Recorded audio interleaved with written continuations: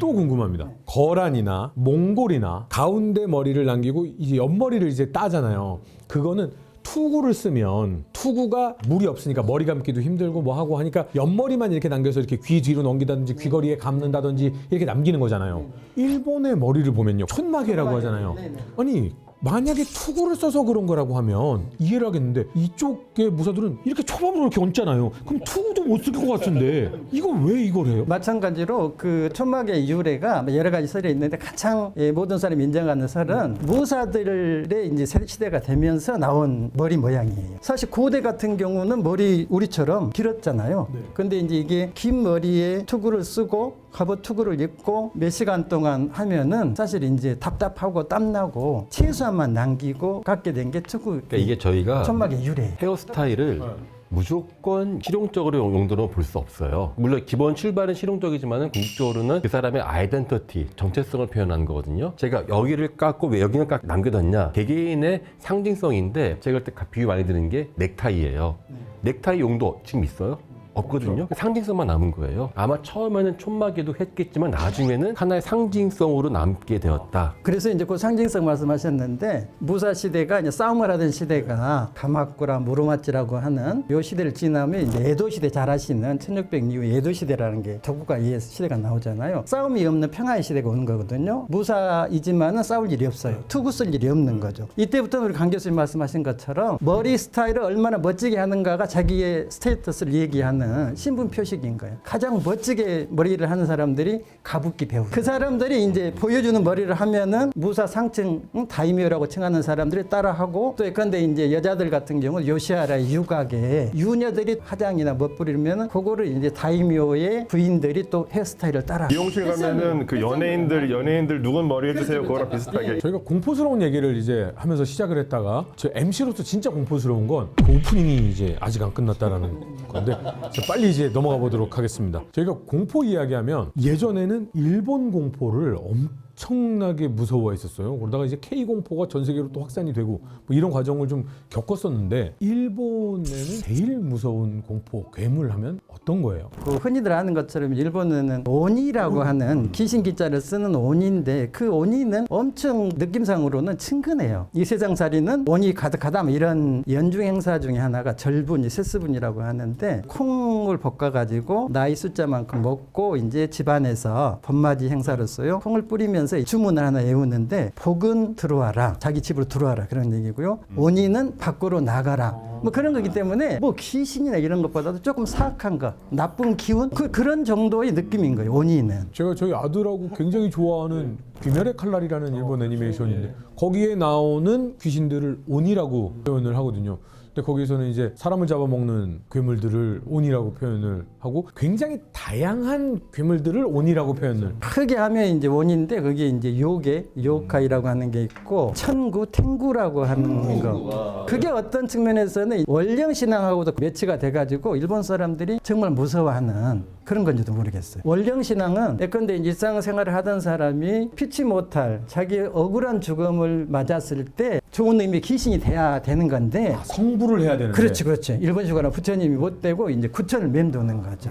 원한을 가진. 그렇죠. 월령이 말 그대로 원한을 가진 월령이에요. 그 이제 월령 신앙이라고 하는 예컨대 대표적으로 이제 정치적으로 잘못이 없는데 라이벌에 숙청당했거나 이래가지고 그 유명한 게 이제 학문의 신 스가를 미치자네라고 하는요 텐만구라고 하는 곳에 모셔진 일본의 시험 때 가장 좋아하는 학생들이 좋아하는 곳이요. 그런 경우에 반드시 일본의 자연 현상이 일어날 거잖아요. 벼락도 때리고 뭐 천둥 번개도 날리고 뭐가 있으면은 그때 일본 사람들이 이제 그 스가를 미치지 않아요. 원령이 지금 현재 있는 사람들한테 뭔가 재앙을 뿌렸다 이렇게 생각하는. 도저히 설명할 수 없는 일이 났을 때 이제 원령이 그 한많은 장군들을 섬긴 거는 전 세계 공통. 우리도 마찬가지인 게 최영 장군 되게 좋아하잖아요. 예전에 90년대 초반에 한번 북한산 조사한 적이 있었는데요. 지금 북한산 대부분 개방되어 있었는데 그때만 해도 대부분이 작전 지역이었거든요. 그 안에 있는 암자들을 조사한 적이 있었어요. 특별 허가를 받아가지고. 저는 그때 물론 보조원이었는데 와, 최영 장군이 불상보다 더 많은 것 같아요. 아니면 중국에서는 제일 좋아하시는 분들이 관우.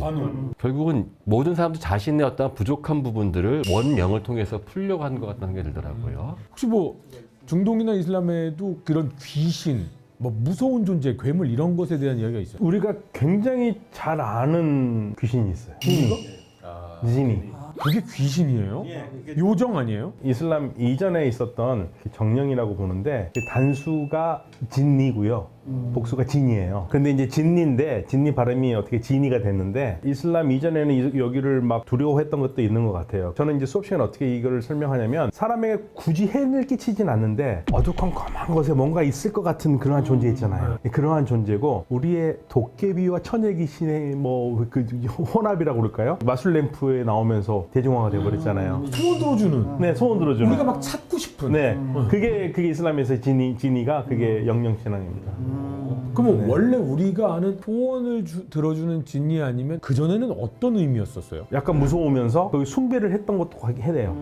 그런데 이슬람이 들어오면서는 전부 다 이제 하느님이 만드는 존재로 변해버렸고 인간에게 반드시 해를 끼치지는 않는데 그렇다고 해가지고 인간하고 그렇게 친하지도 않고 하느님을 믿기도 하고 믿지도 않기도 하고 믿는 진리는 신자 진리고 안 믿는 건 불신자 진리고 이런 식으로 구별을 합니다. 이슬람이 들어와가지고 중화시켜버려요. 불가사의한 무서운 존재, 약간 이런 느낌. 힌두의 신들이 불교로 들어가면 이제 순화된 신으로 나타나는 거하고 좀 비슷하네요, 지금 말씀이. 그러면 중동 쪽에는 그렇게 막 엄청 한국이나 일본처럼 엄청 무서운 공포 막 이런 거 저는 그런 거는 제가 공부가 부족해서 그런지 모르겠습니다만 잘 못 봤어요. 그럼 공포 영화 안 만들어요 거기는? 공포 영화 같은 거를 제가 본 적이 별로 없는 것 같아요. 좀 일종의 터부가 있어요. 그러니까 귀신이나 나온다든지 그런 걸 만들지는 않죠. 종교가 센 곳은 이 기독교 쪽도 유일신이기 때문에 귀신이라는 존재 자체를 부정하잖아요. 통제 대상이 되죠. 우리처럼 신발이 좋은 무당이 나와서 뭐를 한다든가 그건 상상할 수 있을 없죠. 수가 없는. 이집트는 뭐 이렇게 뭐 자질구레한 그 안 좋은 존재들이 있지만 고대 이집트인들이 정말 무서워하던 정말 강력한 정말 공포의 대상이 되던 존재가 둘 정도가 있어요. 그러니까 첫 번째는 아마 그 뭐 많이들 보셨을 텐데 이 문나이트에서 그 최종 빌런으로 등장했었던 뭐 암무트 혹은 암미트라고 하는 신이 있어요. 여신이에요. 이 신은 신인데 사실 뭐 숭배의 대상이 된 적은 없는데 공포의 대상은 되거든요. 이 암무트라는 이름 자체가 죽음을 먹는 자란 뜻이에요.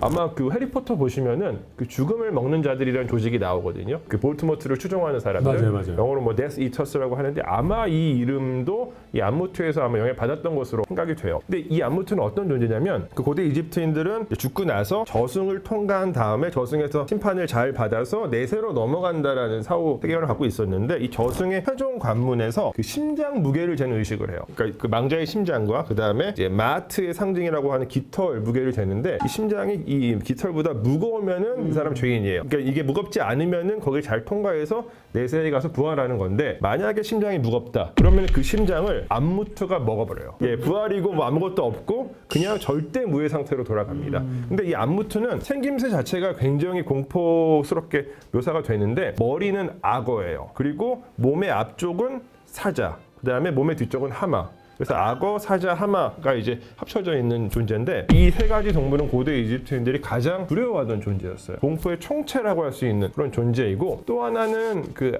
아포피스 혹은 아펩이라고 불리는 존재인데 이 존재는 뭐 신이라고 하기엔 좀 그렇고 어쨌건 악신 포진을 갖고 있는 신이에요. 거대한 뱀으로 묘사가 됩니다. 또 고대 이집트인들이 우주관에 따르면은 이 태양이 밤 동안에는 저 지하 세계를 이렇게 쭉 통과해가지고 다음날 아침이 되면 다시 동쪽으로 떠오른다고 생각을 했는데 그 지하 세계로 통과하는 과정에서 태양이 또 겪게 되는 여러 가지 어려움들이 있어요. 근데 그 중에서 그러니까 태양신 라죠. 태양신 라의 가장 강력한 적수가 되는 존재예요. 혼돈의 군주라고도 이제 불리기도 하는데 예를 들어서 아포피스가 태양한테 승리하면은 태양이 없어지는 거죠. 그러면 더 이상 이 세계가 존재할 수 없게 되기 때문에 가장 이집트인들이 두려워하던 존재였습니다. 그러니까 고대 이집트는 참 말도 많이 만들어낸 것 같아요. 그러니까 이슬람 세계는 그런 건 없고요. 그러니까 무함마드가 계시를 받았다고 사람들한테 얘기했었을 때 사람들의 반응 중에 하나가 저거 진에 씌운 놈이다.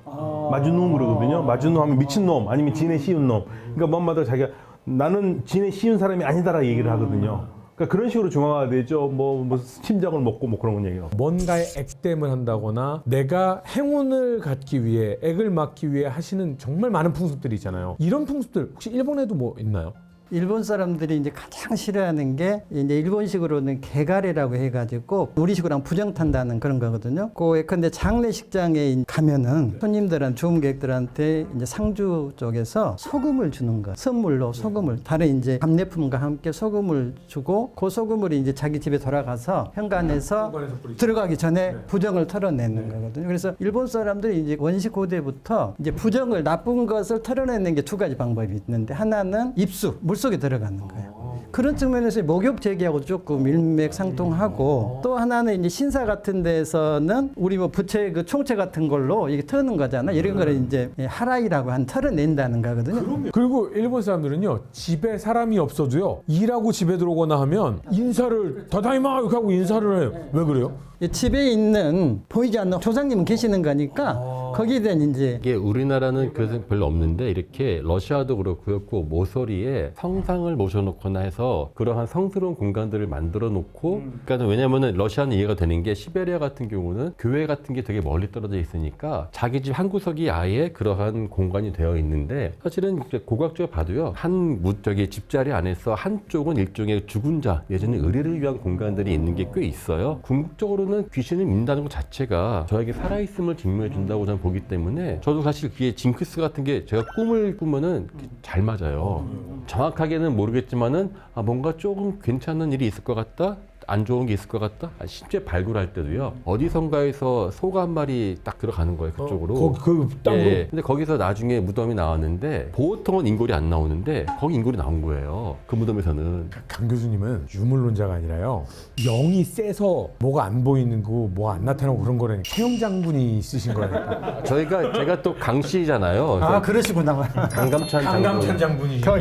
뭔가 있긴 있는데 근데 저는 언제나 좋은 꿈 꾸면은 꼭 적어놓고 보면 오늘 좋은 일 있을 거예요 하면 정말 좋은 일이 생기기도 하고요. 신기하네요. 근데 일본 같은 경우가 이제 전형적으로 다다미 방은 이제 일상의 주거 공간이고 신들의 공간이 따로 있거든요. 독고노마라고 해요. 보통은 다 다다미가 깔려 있는데 한 공간만큼 집 한 칸만큼은 마룻방이에요. 마룻방. 이곳은 신들의 공간이에요. 그 방이 따로 있어요? 네네. 그러니까 보통의 그냥 일본 전통 가옥에 보면 모든 집에 있었어요. 지금은 이제 일본 사람들이 평균 한 20평 남짓 산다고 하잖아요. 공간이 좁으니까 상징적으로 가장 큰 방에다가 한 뭐 1m 정도의 마루를 놓고 여기가 바로 이제 독고노마인 거예요. 그럼 거기는 아무도 안 들어갑니까? 아니 들어갈 수밖에 없죠. 이제 지금은 이제 거주 공간이기 때문에. 근데 그래서 그전에는요? 이제 옛날에는 거기는 이제 손님들 오면은 일반 사람들이 아닌 손님들 오면 그 방으로 모시는 거죠. 옛날 이제 일본 집에 놀러 가서 그 집에 초대받아서 그 집에서 잠을 자게 되면 약간 음습한 기운을 느끼면서 자게 되겠네요. 그 방이 약간 음의 기운을 가진 방인 거. 그렇게 생각하면은 신들이 지켜보는 신성한 공간이 있죠. 보고 계신 거잖아요. 신성한 공간이 있으니까 걱정하실 필요 없는 거지. 아 이게 마무리를 지어야 되는데 너무 궁금한 게 많아서 우리 나인중 교수님 너무 재밌게 얘기해주셔서 오해라는 게 예전에 하나가 있어서 이게 오해인지 아닌지 좀 하나 풀어주셨으면 좋겠어서 우리는 성씨가 굉장히 적잖아요. 일본은 성씨가 어마어마하게 많잖아요. 헤아릴 수 없을 정도로 많죠. 그래서 말도 안 된다라고 저는 생각했는데 이 사람이 우물 옆에서 엄마 아빠가 사랑을 했으면 성이 우물 뭐 이게 되고 밭에서 사랑을 나눴으면은 뭐 이렇게 해서 성씨가 많아졌다라는 이야기는 잘못된 얘기죠. 그거는 좀 후대 사람들이 만들어낸 얘기 같고요. 이제 성씨가 많은 이유는 원래 성이라고 하는 것 자체가 고귀한 신분 표식이잖아요. 메이지 신 이후에 사민 평등이 되기 이전에는 이 무사시대 700년 동안은 성씨를 얘기할 수 있는 사람이 지배계급이거든요. 그대로 내려가면 더 말할 것도 없죠. 그래서 예컨대 이제 신찬성시록이라고 하는 일본의 이제 최고 지배층대 척보, 거기에 척보에 올라가 있는 사람이 한 1182시족이 됐는데 그 숫자만 하나도 의료 비교가 못할 정도로 많잖아요. 성씨 자체가 신분 표식인 거죠. 근데 이제 한 가지 재밌는 거는 일본에는 성씨가 없는 집안이 잘하시는 것처럼 한 집안이 있잖아요. 천황 집안. 네. 천황 집안은 성씨가 없는 거죠. 그러니까 일본의 성씨도 역시 근대에 만들어진 거죠. 그러니까 근데 숫자가 20만, 30만 네. 늘어난 거는 네. 근대 이후에 예컨대 1억 명이 다 성씨를 갖게 된 이후에 기하급수적으로 많아졌죠. 근데 그럼에도 불구하고 절대적인 숫자는 우리에 비하면 훨씬 더 일본은 성씨가 고위도도 많았고 중세부터 많았어요. 사실은 우리나라가 좀 독특한 케이스예요. 중국하고. 그러니까 예컨대 러시아도 그렇고 미국도 영국도 다 성이 엄청 많아요. 러시아도 인구 1억 4천인데 약 120만 개거든요. 성이. 한국은 지금 한 상위 세계가 절반이잖아요. 기미박이. 그 중국도 보면은 상위 100개 성 정도가 80%거든요. 한국 중국만의 특성인 것 같다는 생각이 좀 들더라고요. 예. 뭐가 있어서 그런 게 아닌가. 그 여러 가지 원인이 있는데 각자의 유명한 성에 갖다 붙여버리는 식으로 저희 집처럼 산 거예요. 중간중간에 다 사서.